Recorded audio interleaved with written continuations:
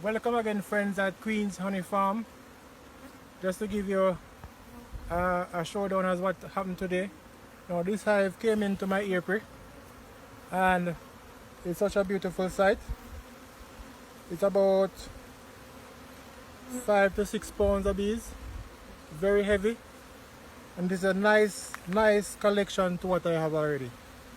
Now I'm going to show you what I have done. I have prepared a box for it already, so let's go to the box and see what happened.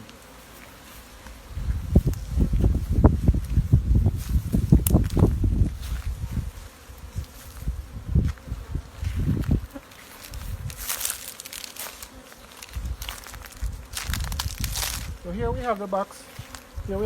Here. So what I'm going to do is just insert this into the box, into their new home.